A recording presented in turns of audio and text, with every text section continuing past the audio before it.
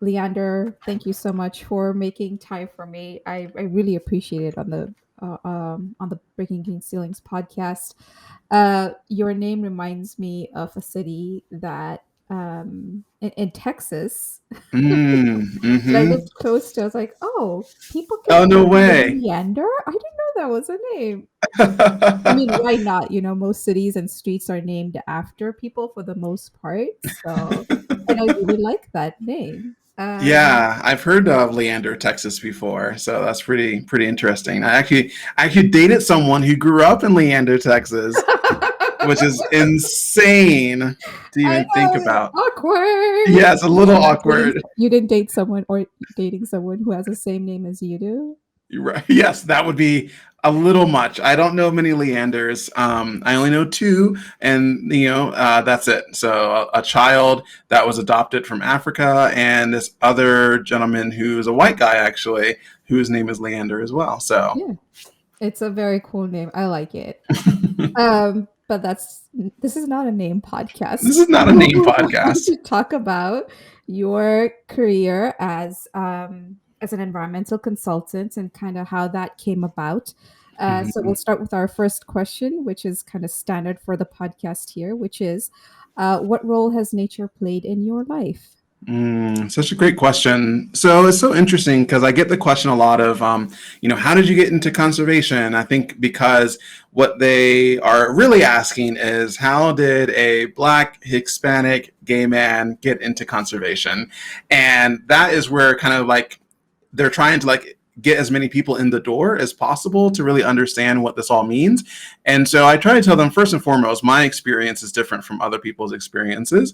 And so when I think about conservation, when I think about nature and the role it's played in my particular life, I think about it from childhood as waking up early in the morning to go fishing with my dad and asking him to like, let's find worms in the side of the street so we can go fish with them, so we can go fishing in the lake.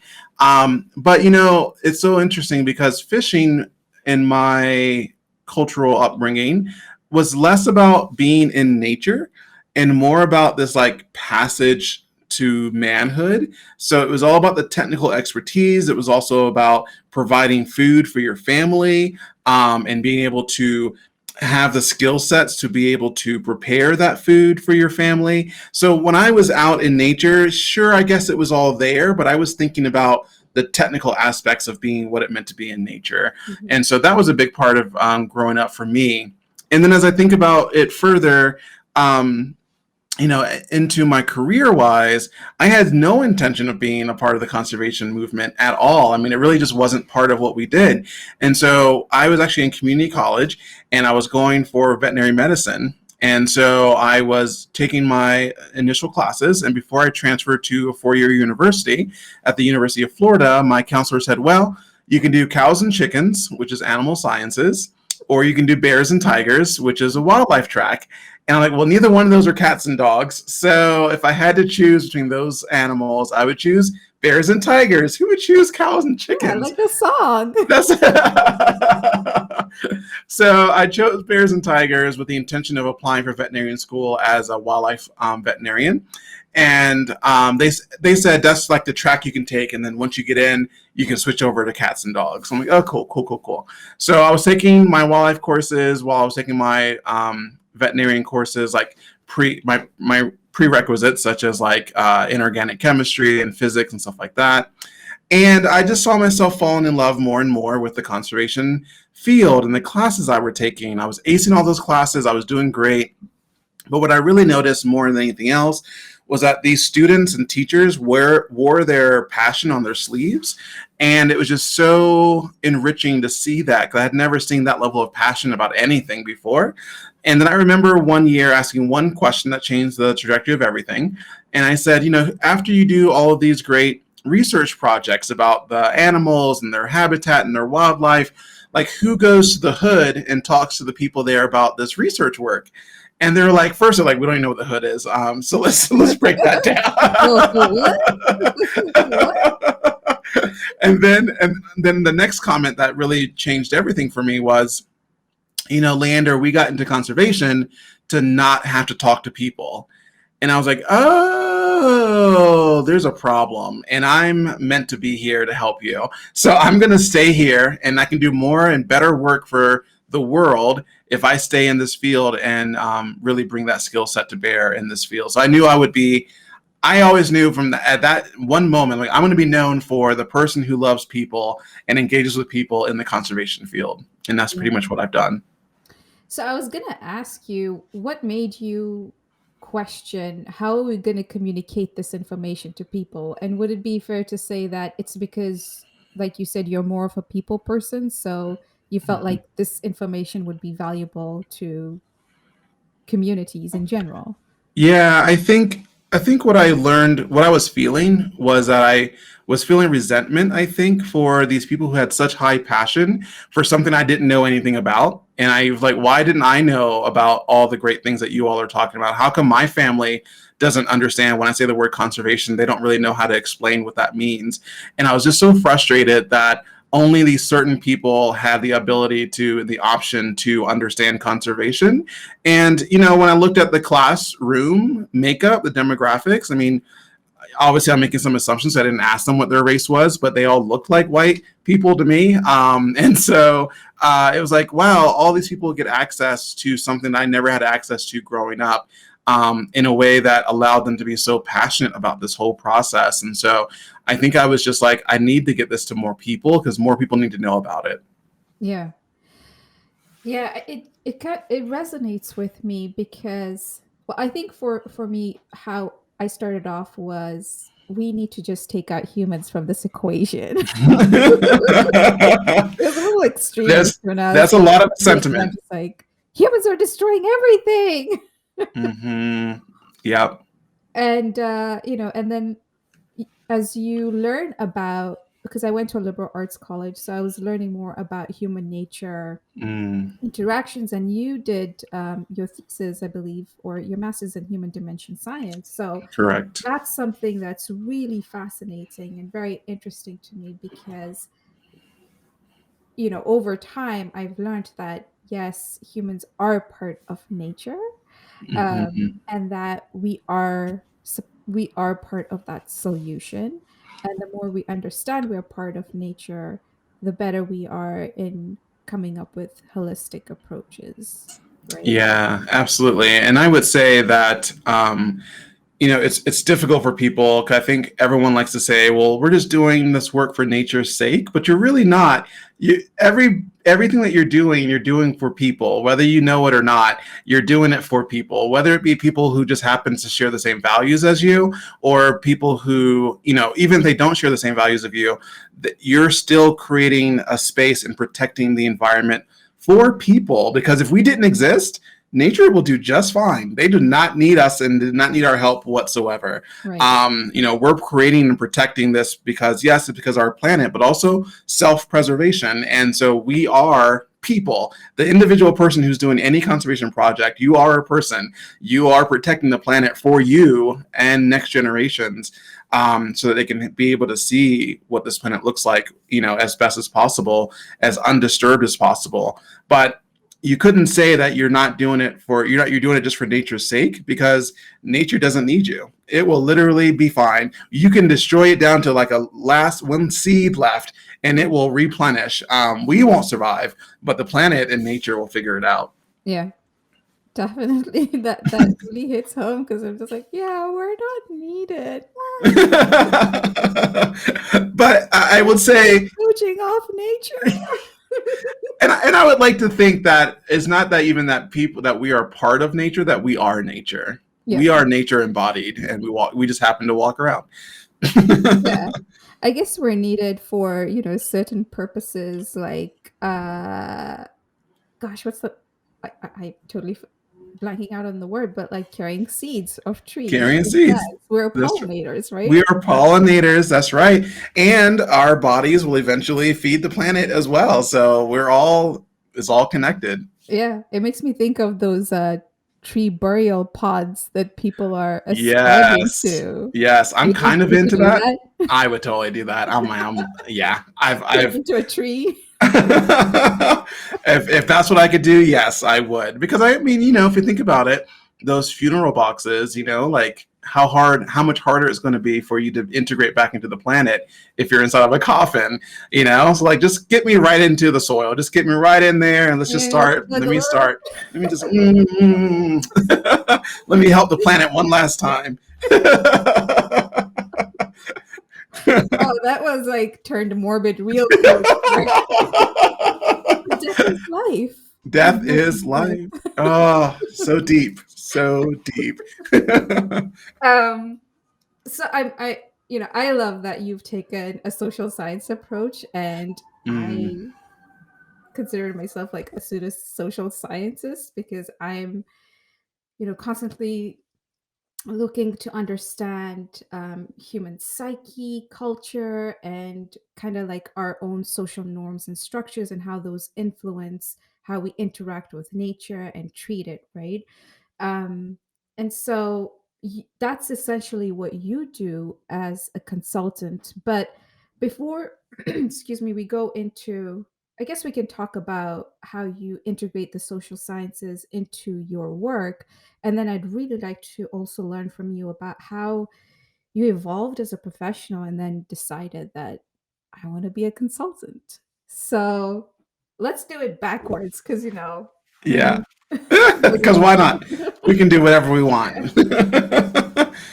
So where do you want to start? I'm happy. So let's start with what is social science, because Mhm. I think a lot of environmentalists who are like in the traditional environmental fields and the way we're taught, we don't necessarily see the connection between social Mm, science and environmental sciences and so yeah. on. So what is social science and how do you integrate it into your work? Yeah, so I'll go a level up, and I apologize. I live in downtown Denver, so you may hear sirens go by every so often. You might hear a dog. Perfect. So in the environmental field, there's a section of social science called Human Dimensions of Natural Resources, which is what I got my master's degree in. It's what I did my thesis project on.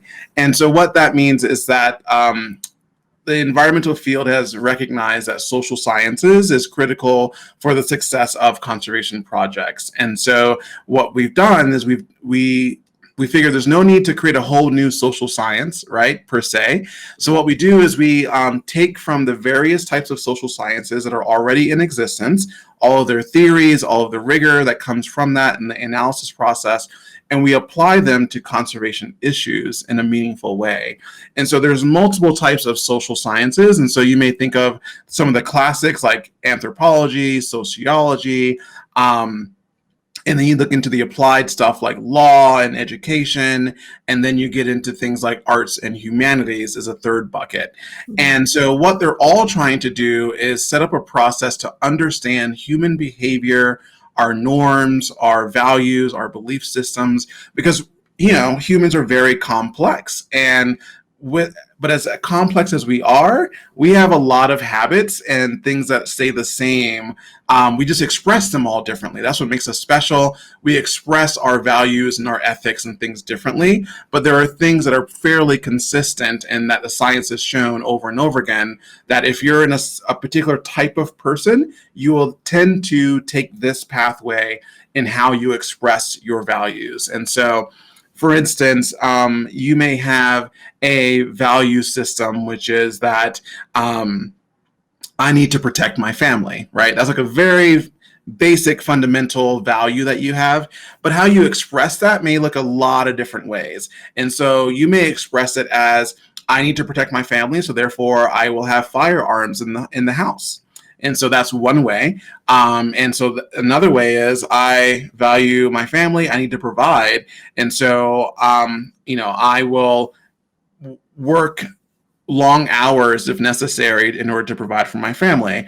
And those two different views will lead you to two different paths. And so, in the one path where you may feel like I need to have firearms in the house to protect my family, may lead you down this path of, well, I'm also American, so I believe in my Second Amendment rights. And this, so you may express that and say, well, the political affiliations that are most aligned with that are Republican Party, so I'm going to join that party. So now you've joined this political party affiliation, which comes with so much more than just I care about the ability to protect my family. And so you end up adopting a bunch of values that may not be have anything to do with you, but Mhm. because you've joined this political affiliation, now you've kind of lumped yourself into this bigger group of values. And so it's important for us to think about how people got to where they are based on their value system, and it may be different than how they're expressing it fully. Um, and so that's why you might see on the political spectrum people who are Democrats or Republicans voting for Democrat or Republican issues, because they're not fully aligned with everything that is that political party. There's something core to them, though, that makes them a part of that political affiliation, but that doesn't mean that they have to completely subscribe to all the values and ethics of that particular political party. Mhm. Sorry, my brain was going into the politics, and I was like, I'm I trying to know, figure out I politics. know. Let me stay away. Let me stay I away was from kind of that. stumped. I'm like, Uh, let's talk about it. so Um, I can give you some examples of what that looks like, of like what are some conservation questions that social science would be able to answer for you. yeah.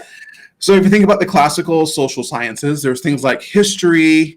There are things like economics that are kind of in that classical field. And so from an history perspective, you may ask the question of what has happened historically in a country that is preventing the population from considering nature a top priority. Mhm. So there may be things historically that we need to analyze first. From an economic side, you may say, how can we incentivize recreational users to pay for conserving the resources that they use? So that might be a conservation question that we're trying to answer. And then from the applied side, like education and communication, from the communication side, you may say, how do we best market our project to gain buy-in from local communities? And then from arts and humanities, you may something like humanities. The question there might be, is technology truly hurting how we engage with nature, or is it helping how we engage with nature? Right. So those are some questions that conservation or social science might answer for you. Okay. So then what questions are you asking or helping your clients Mhm. ask and answer? Yeah. So a great project I love talking about all the time is my work in the Bahamas.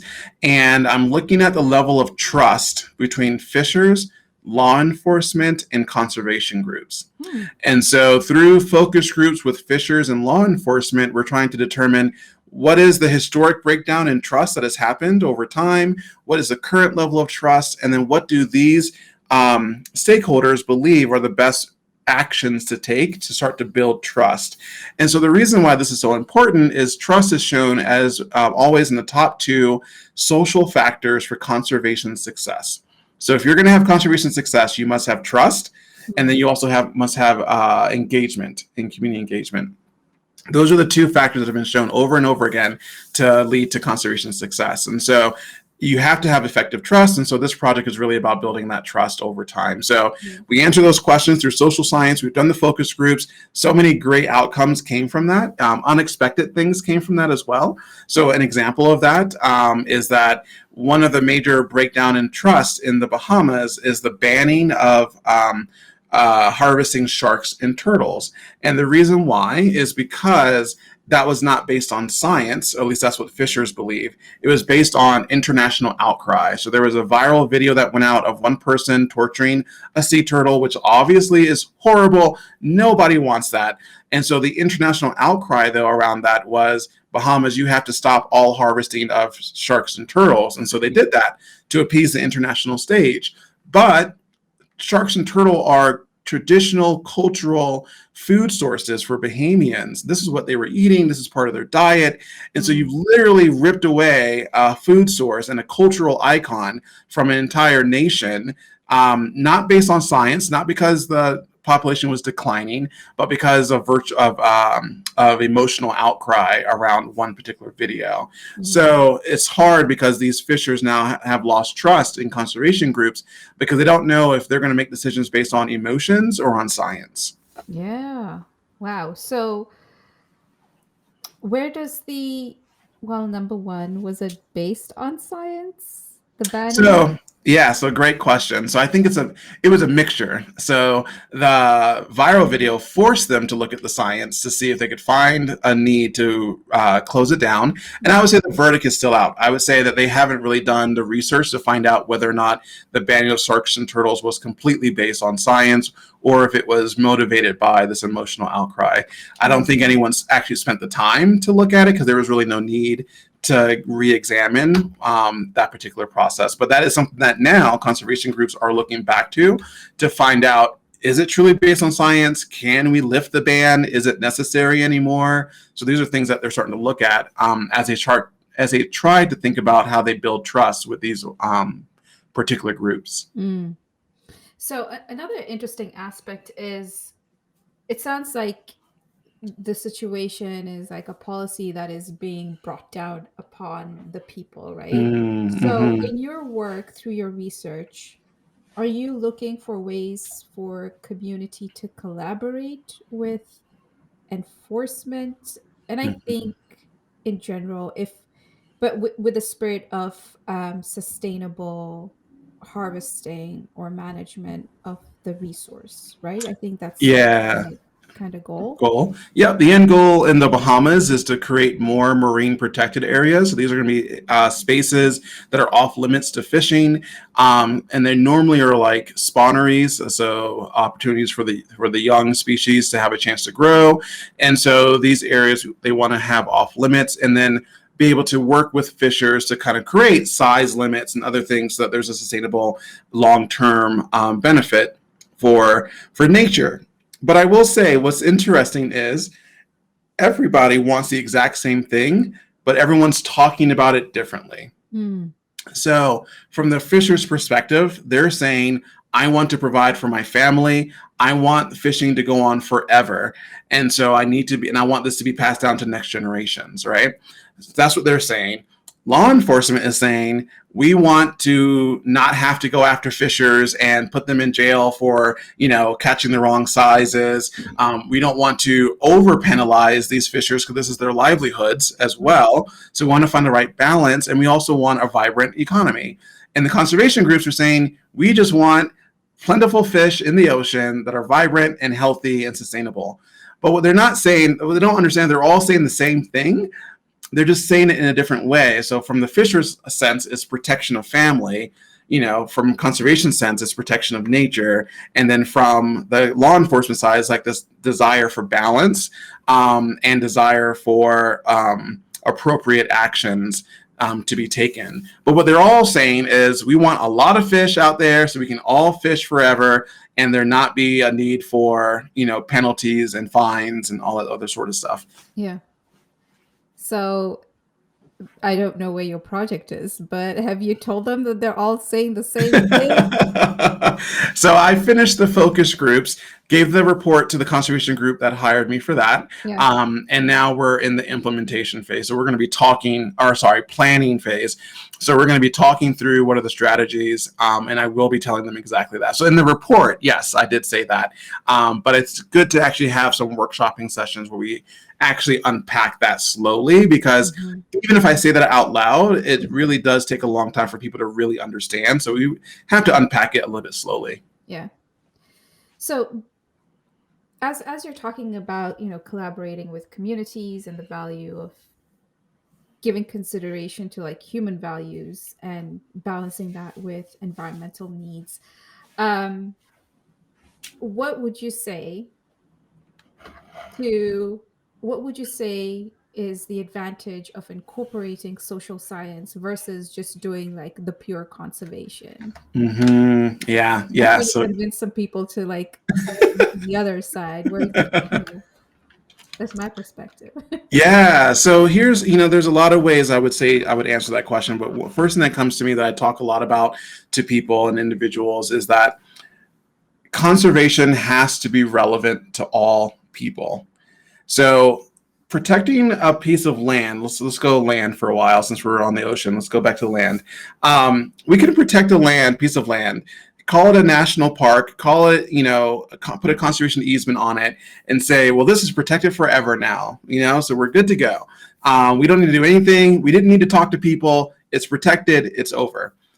In 50 years, 100 years, a few generations, um, there's now a pipeline that goes right through that particular conservation space. Mm. And you're like, what happened? We protected it. Well, it turns out you didn't invite anyone to be a part of the process. You didn't get anyone else excited about this project. So now that you're dead and gone, there's no one there to have a voice for this space. And they just see it as, well, it's just a bunch of trees. Why would we protect it anymore? I have the political will, the people have the political will to change anything. So if somebody wants that pipeline strong enough, it will happen. And because you didn't invest any time engaging with people and helping them to understand why this conservation project was important, they had no reason to pass on that knowledge to the next generation.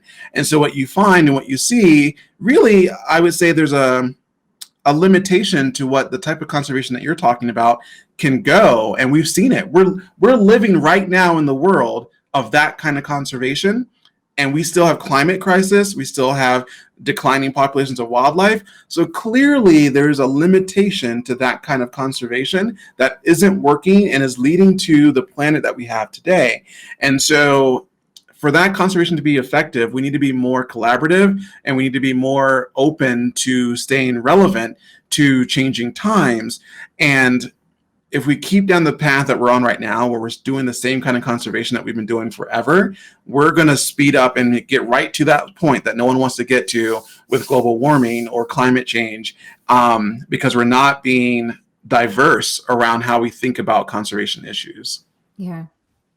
No, I like that. It's passing on from one generation to the next the values of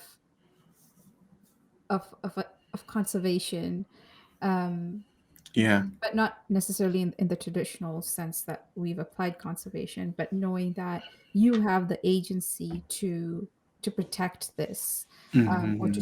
see that it's managed well enough. Um, And it goes back to what I talked to you about earlier, which is that question I asked a long time ago. After you do all this great research, who talks to the people in the hood, right? So, by not bringing this all these people into the fold, I think we're missing two things. One, what I just said, that they're not going to have a connection to and desire to protect because they don't know it and they don't yeah, feel it. But the other part of it is, I don't know how to encapsulate this the right way, is that every person has something innovative to bring to the solutions of this planet. Every single person, even the janitor at the 7-Eleven that's cleaning the floors at night, they have something integral to add to this conversation, and we are completely ignoring them and not giving them the space to be a part of the conversation. That one person may change all of climate change if we gave them a chance to be a part of the conversation, but yeah. we haven't. And I would say that the conservation movement and the way that conservation has been done so far has really been exclusive and elitist and not inclusive and equitable. Yeah, you're so right. It's this knowledge has been kept away from us, and it's only some of us who somehow stumble into it or were passionate Mm-hmm. about it and somehow found our way into like a college program where we're like, are we the only ones who care about this? you know? I know I'm not. It's just Right. uh yeah, it's been this really intentional process of keeping people out. And I know, like, at least in Kenya, um and also in India, based on my experiences, is folks who care about the environment and want to be part of those initiatives, it's not really encouraged by society, but also Mm-hmm. because like the structures don't allow you to be successful because it's hard to find a job, and how do you Yep. feed yourself? And so it becomes this attractive, right? And Yeah. I think those kind of systems further than prevent us from seeing that this is a part of our um that we play a role in this as well, Mm-hmm. and Yeah. integrating each and every person into the solution. And I know people who are very passionate about conservation since they were a small child, and just didn't even know that they could turn it into a job. That's one thing. And then there are people like me who just never even knew this field existed, period, stumbled into it, like you said, 100% stumbled into it, and then made a career out of it. And I think that I think this is not just conservation. I think this is nonprofits in general suffer from this kind of like we all have bleeding hearts, like we all care so much, which is great. But at the same time, we do need to, pay people equitable wages. And we've kind of capitalized, like turn it into a capitalist system, NGOs, so that the best way for us to succeed is to pay the least amount of money. And especially for nonprofits in the environmental field, these are people who just love the planet so deeply. They will, get paid pennies and make it work somehow because they love it so much. But that isn't a style of living that most people are willing to do. And when you think about, low income families and diverse families who just want to provide the best for their family and they don't want to continue the cycle of poverty, Yeah. it's different when you choose to be in poverty, which is what some of these nonprofit employees are doing, versus you've lived in poverty and you're trying to break that chain of poverty, and you're trying to get out of it. And so conservation doesn't look lucrative when we market it as, hey, you get to save the planet. Yeah, we're not going to pay you much, but that's the way it is. But at the same time, I'll just quickly say CEOs of these nonprofits are getting hundreds of thousands of dollars a year.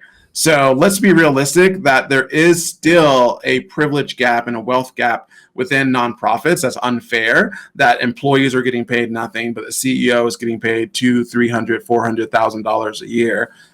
There's a little bit of, I don't know what the word I'm looking for is there, but it's not right. So I had some select words.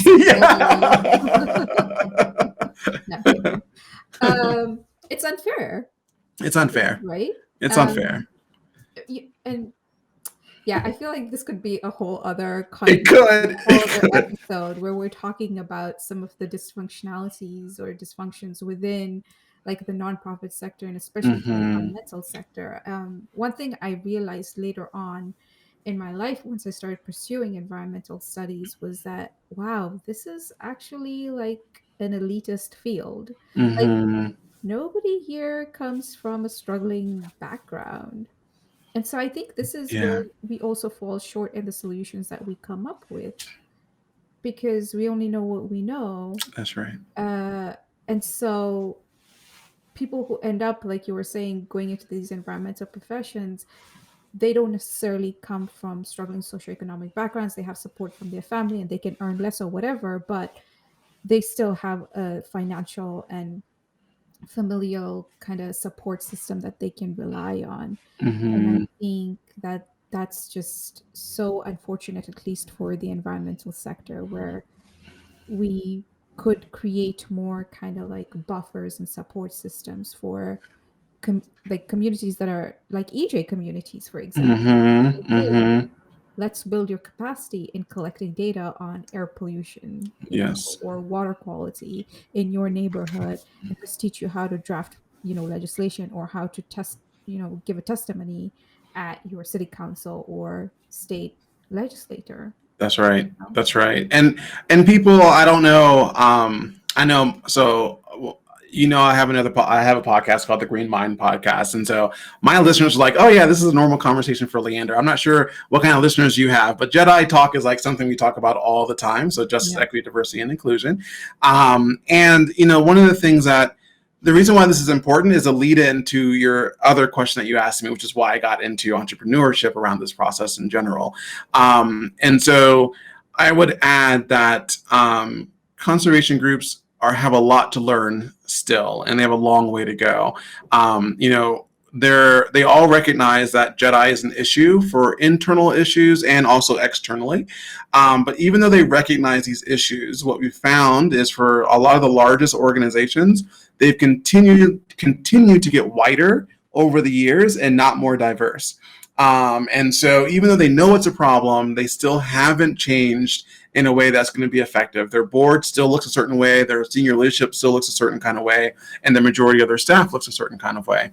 And so The reason why this is important, though, is that A, you don't see yourself as an employee if you're a person of difference. You can't see yourself. You're pretty much the only most of the time, and it feels horrible. But you're also not dealing with the daily pressure. So no one else understands that you're dealing with everything that comes with being a person of difference, like person of color, LGBTQ, different religious faiths, everything. All of those things come into play that you deal with on a daily basis on top of what your colleague is dealing with on a daily basis as well. And so we have compounded issues that we're dealing with on top of everyday issues like relationship problems and my friend didn't call me or my mom doesn't love me enough. Like that's an everybody problem, right? Yeah. That's not like an individual person that can say, well, I had it rough too because I my best friend moved away when I was 12. Like, okay, yeah, so did mine. Like, we all had an issue like that happen, but Yeah. you also didn't have racial slurs or homophobic slurs sent your way. You didn't have these additional negative things that you have to deal with on a daily basis. So, why I switched over to entrepreneurship, so working for a very large environmental nonprofit that I was really excited to be a part of, turned into this death by a thousand cuts of microaggressions Mm. while working with them, of just on a daily basis, it felt like I was in some way under pressure, under a little bit of an attack, or someone says something that triggers, my historic trauma that has to do with my identity groups. And eventually leading to this situation where I got this brand new supervisor. So I've been in this organization now for 7 years. I was working on the global stage for the organization. I felt great about what I was doing. And I said, hey, why don't we think about having an internal contracting position for social science, because we don't have enough social science at this organization. The head CEO was like, yes, that's a great idea. Let's do that. We'll find you a new manager and we'll get this set up. So I get into this position with this brand new supervisor who had actually never supervised anyone before. So it was a first for this person.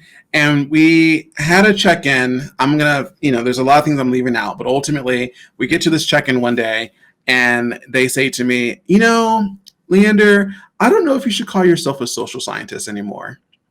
And I was like, whoa, what, like what? And that came from, who knows where it came from, but I know that this person had a PhD in social science and I had a master's. I knew this person grew up in a very different kind of lifestyle, I'll just say that for now, than me for socioeconomic class. And I also know that when people in this organization thought about social science, they always thought about me. Like, oh, Leander's a social scientist, let's hit this person up.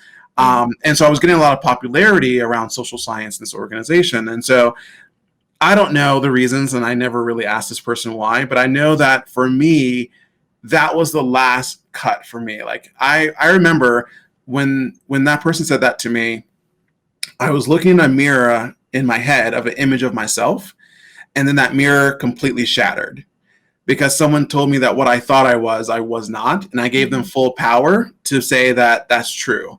And so it just really hurt me a lot. It went through like spiraling depression. It was really bad for a long time. And then as part of like recovering from that trauma, I said, I have to leave and I have to re-energize and re-empower myself because I feel like nothing. And so I couldn't go work for another conservation organization because I feel like it would be the exact same thing over again.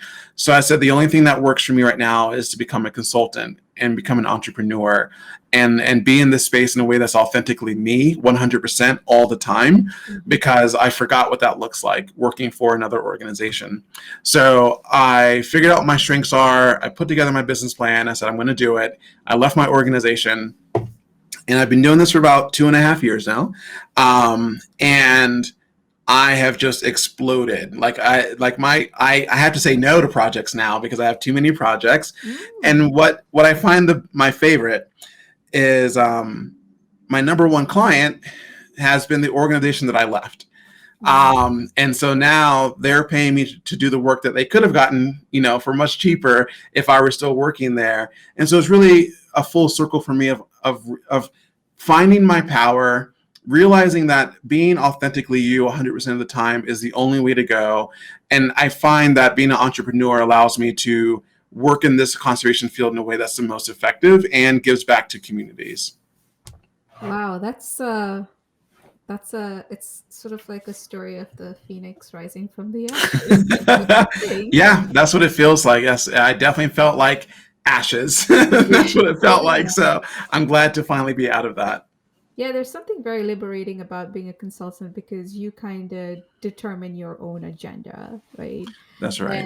And you don't necessarily have to deal with, um, some of the typical BS that comes with working with some organizations, for example, the Mhm. microaggressions. So, I'm just curious to know for others who might not be in a position where they think that they can get out but are experiencing what you experienced, how do you sustain?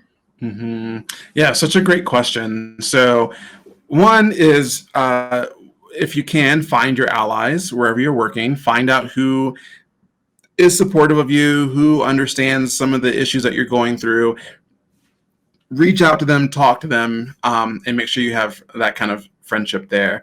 Second, this is about living your values. Um, Conservation is important, critically important to everyone into this whole planet.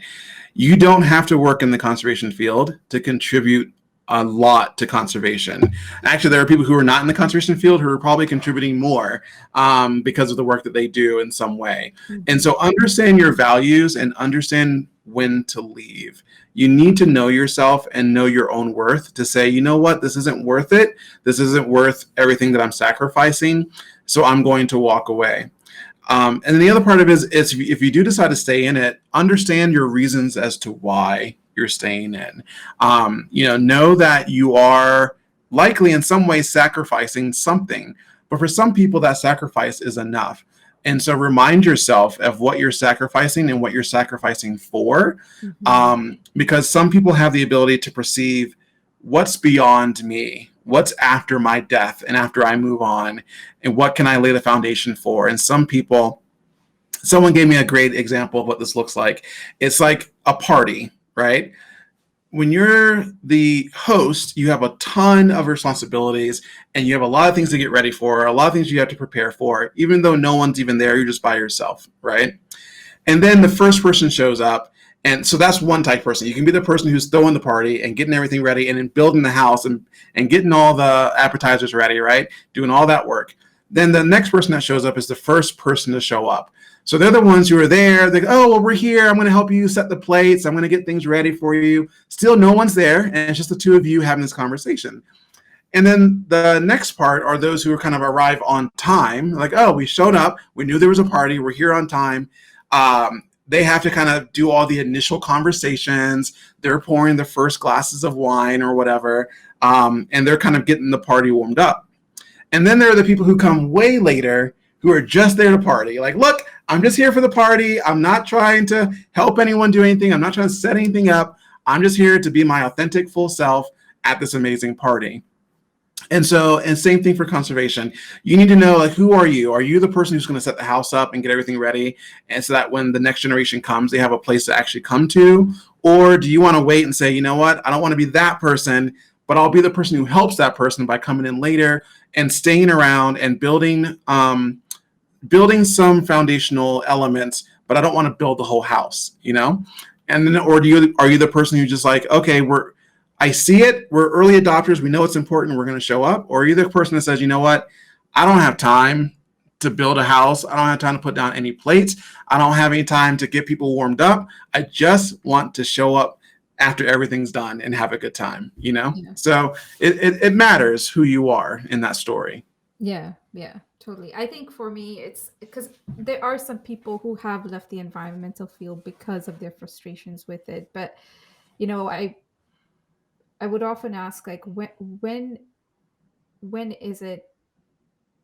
I mean, when is it okay to just say like I don't want to do this anymore, or Mm-hmm. this is worth it? But I think the answer lies in the individual at the Yeah, end of the day, right? it It's does. not a set like, oh, if you're experiencing microaggressions every day and Mm-hmm. one thing Mm-hmm. is like, you know, they're just everywhere. The bias, the discrimination, and I'm not trying to say that as a way to like minimize the Hmm. impact, Hmm.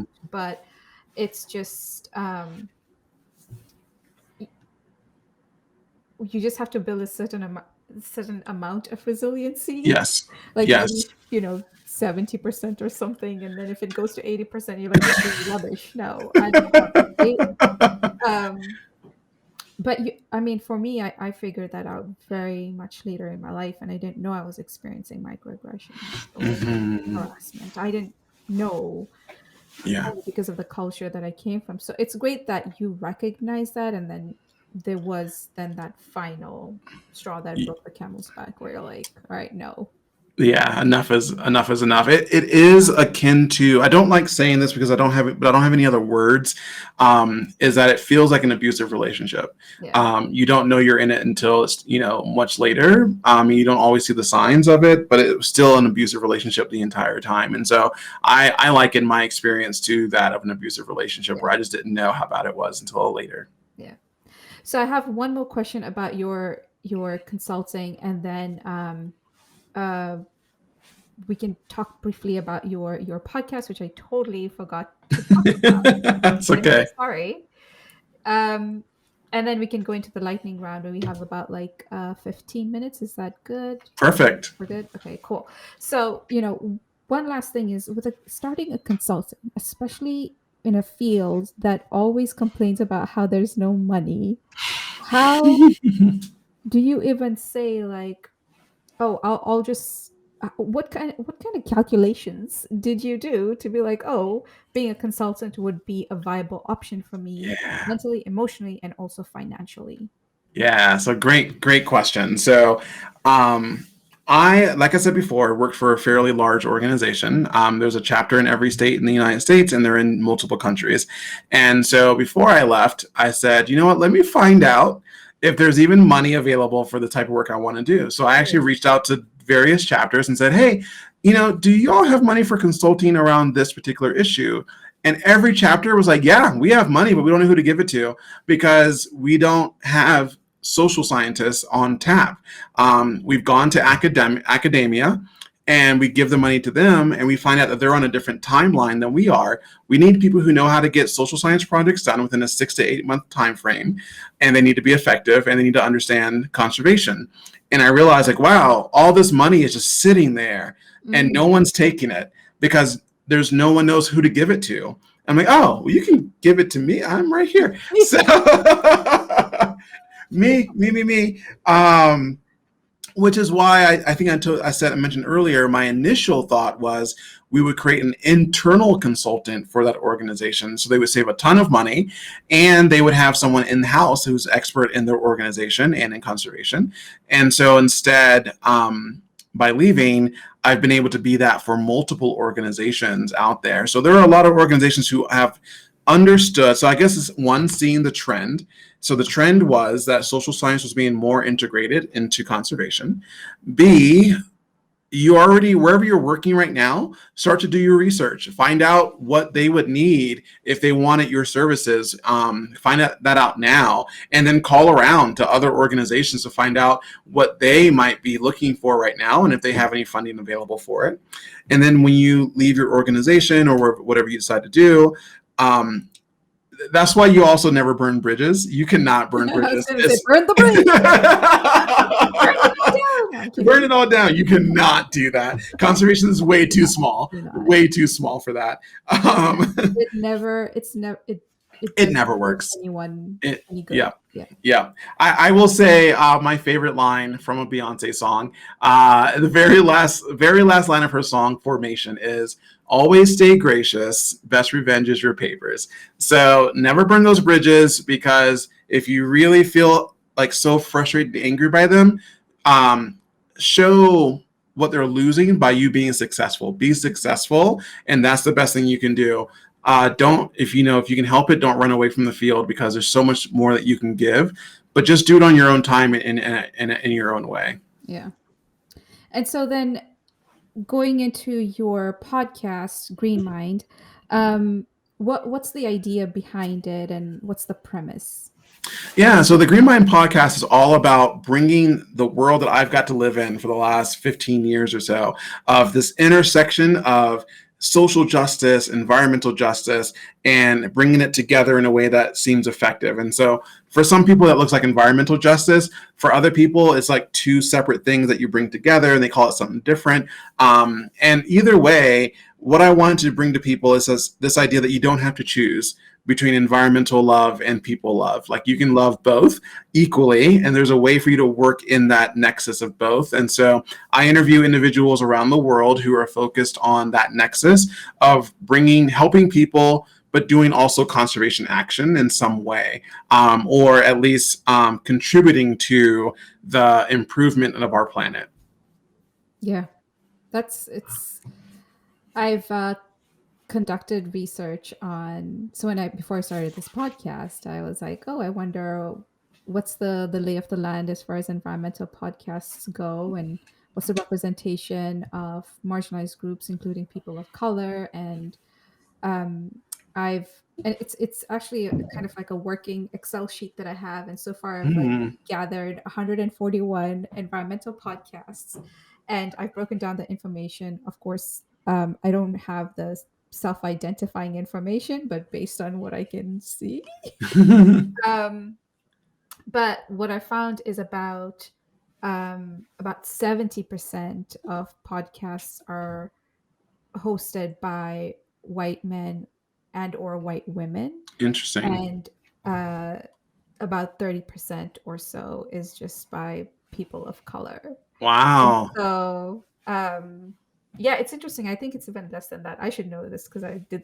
I gathered the data, but it keeps changing. So but I Yeah. think it's like 15% for uh, women of color, and then about 5 to 7% for men of color. Mm. So it's also less than 30%. It's around like 25-ish or so. It's so And the interesting. rest is, and then the first about 40% or so is sorry. Anyways, I can share those statistics, Yeah. but it's overwhelmingly white, and it's concerning for me because then again it goes back to what we were saying in terms of like the perspectives of the the non-white groups is not as much like discussed or in the mainstream, right? So I'm really Hmm. glad that you are an addition to my spreadsheet and also the conversation, right, around environmental Yeah. social justice and the intersection between those two. Um, so, is there anything else that you want to share about how fulfilling your consulting has been to you before we go into our lightning round? Yeah, the last thing I'll add is that for environmental social scientists, they're not really finding a lot of jobs right now because conservation groups are, I would say, afraid to hire them because they don't know what to do with them full time, all the time. And so they're, what I love about being a consultant is I hired my first kind of employee. Her name is Marlissa Crow. She Oh, came out of Iowa State. And just to kind of give, to be there to cultivate this young mind. I mean, not young, like she's, she is so smart and intelligent, and has so much wisdom. And to give her a space where she can be a social scientist, where she can be an environmental social scientist, is so rewarding to me because it just feels like she doesn't have to fight me. She doesn't have to like be like, well, this is why I think environmental social science is important. You don't have to prove anything to me, boo. Just do it. Just do yeah, your work and be happy every single day doing something that you went to school to do. Because what I found is a lot of my colleagues who went to school with me are not doing environmental social science work at all because they can't find jobs. And so I feel so grateful to be able to provide jobs to the next generation of environmental social scientists, and with the ethos of Lacy Consulting Services, which is all about steeping it in Jedi and making sure that people are included in the whole process. So I just am glad that I'm making my small little ripple in the water, and that I'm hoping will spark a change, an entire change in the conservation movement. oh, that's so great. As you were talking, I was like, I wish he was my professor. Because I learned about human dimension sciences like way later, like after I Hmm. was almost done with grad school. And my supervisor was like, "You should do your PhD in, human dimension sciences." And I was like, "And I'm no more school. I'll just, I'll just find people like Leander to There teach we go. me." That's right. That's right. But yeah, it's awesome that you're advocating for this. It's so important. I think that's really the missing link Hmm. to developing more like sound and empathetic solutions to our environmental problems, really. Yeah. um so let's go into the lightning round. All right. Ready. You ready? You ready?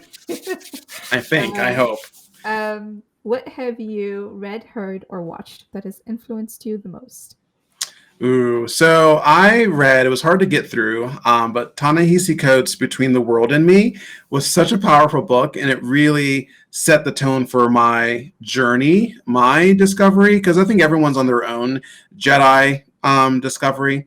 And by the way, I say Jedi, A, because I'm a nerd and I love Star Wars, but also because that stands for Justice, Equity, Diversity, and Inclusions. But I say Jedi for that reason. But I think that I had not really gone on a good enough journey. But Ta-Nehisi's Coast Between the World and Me was fantastic to really help set the stage for my growth Yep, in Jedi. I spot it behind you. Yes, yes, there it is, right here. Are those the three books that have influenced you the They most? are probably the three books that have influenced me the most. Yes. What's a personal habit that has helped you significantly in your work? Ooh.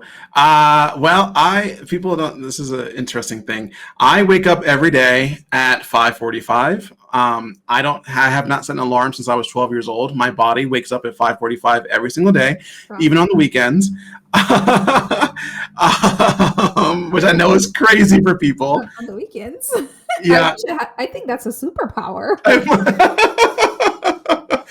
I open up and I jump out of bed. Like I am just such an active morning person. It's little out Wow. there. So yeah, I get most of my work done between I would say 6 o'clock and 8:30. So when people are just starting their day, I'm pretty much done with my day by that time, and I don't get like a flurry of emails. Nothing distracts me during that time. So that's a habit that I have that really has helped me to be consistent and get a lot of work done. Yeah, I am not a morning person. However, I have been trying to wake up at 5:30 and do some work, and it really does make a significant It difference. does. It does. Yeah, Yeah. within like 2 hours, like you're saying, like 6 to 8, like you get a lot done. It's A really lot. shocking. It is. It is. The other thing I'll add, I'll do a plug for a site called FocusMate.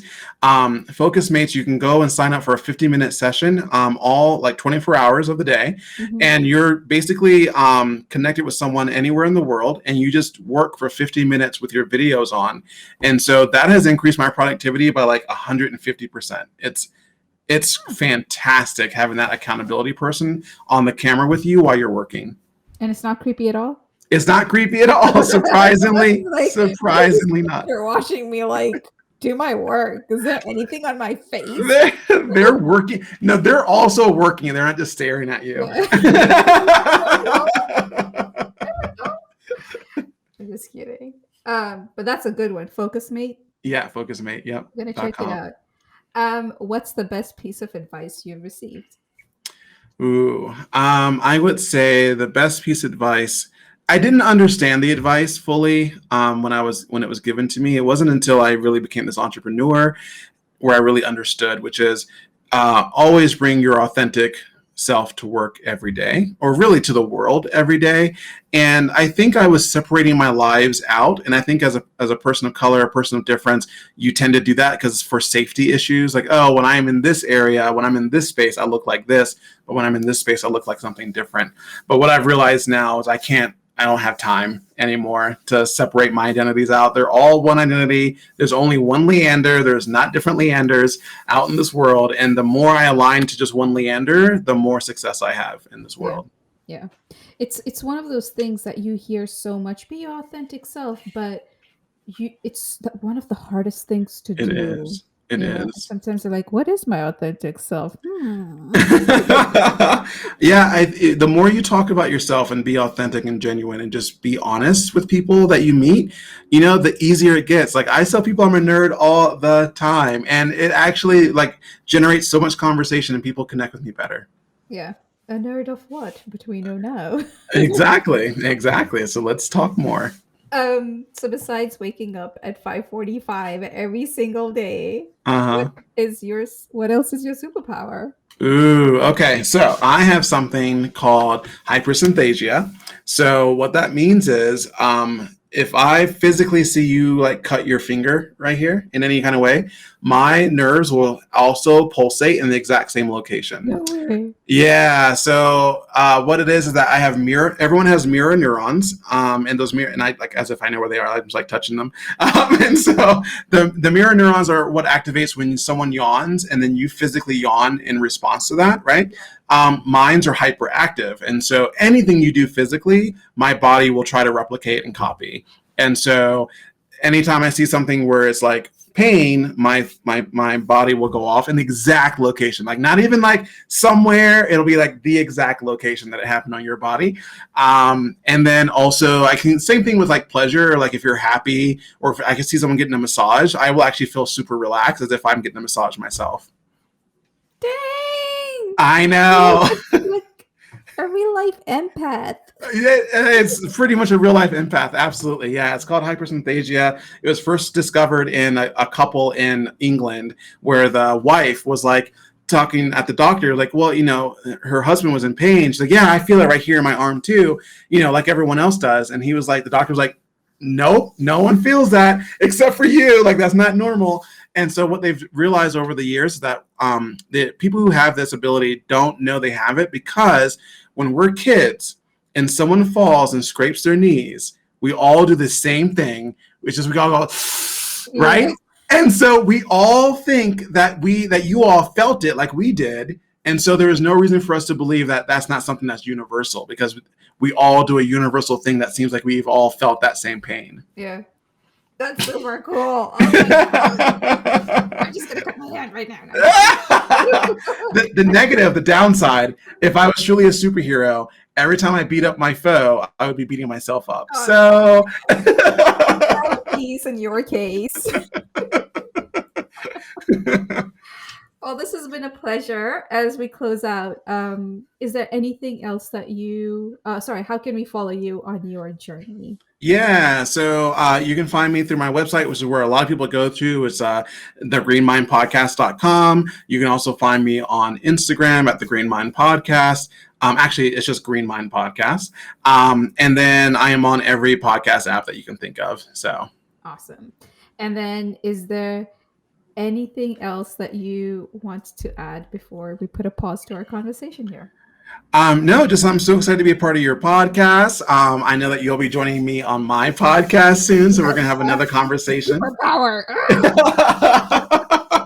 And I also love so my podcast comes out every other Tuesday, so does yours, and it turns out that we're on every alternating Tuesday for us. So Yes. our listeners, if you love this conversation, then you will have a wealth of conversations to come because you can listen to us every Tuesday. Yes, yes, yes, yes. There's so much. I don't want to like complimentary conversations. Yeah, I really do enjoy your podcast. It's just it's really it opens up my mind some more to just these mm, issues around environment and social justice because again you don't for me I didn't necessarily see the direct linkage but those conversations you're having do help kind of like strengthen that brain nerve or whatever that seeing that that's right. Thank you. I'm so all right. thankful for that. Same thing for your podcast. I can't wait to continue listening to all the great things that you have going on. And you already have such a wealth of past podcasts. I'm only on episode 6. You're like, I'm on episode 50. I'm like, oh, okay, I'm great. so tired. Don't do it. Don't do it. It was a madness. But here we are. So now I can That's really right. relax a little bit. Yeah. But yes, thank you so much for being on the podcast. I'm so glad we got connected through Andy Kryken, who's also Yes. a past guest on the Breaking Green Ceilings podcast. So it's so lovely to see how these connections I don't know, take a life of their own, and Yes, it's really absolutely. nice. And I love Andy so much. So yes, Andy, thank you. Shout out to you. We love you. Hopefully we'll have tea time sometime with the three of Yeah, us. I totally would have tea time. He's so awesome. A sweetheart. Yeah, genuinely like really nice person. So, Yeah, all right, I know you have to go. So thank sure. you again for so much for your time, and I will see you on your podcast, and we'll continue the conversation there. I think I lost you. I think I lost you there for a second. Yeah, it paused on your, like I saw your screen pause. I just didn't say Oh, anything. okay. So I'll hopefully it's okay. take that. I'll see you on the other side of your podcast, and Yes, we'll continue the conversation there. But thank you again. It's an absolute pleasure and honor, and I hope we can continue it even beyond your podcast. So looking forward absolutely. to building our friendship. I'm looking forward to it as well. Thank you. All right, take care.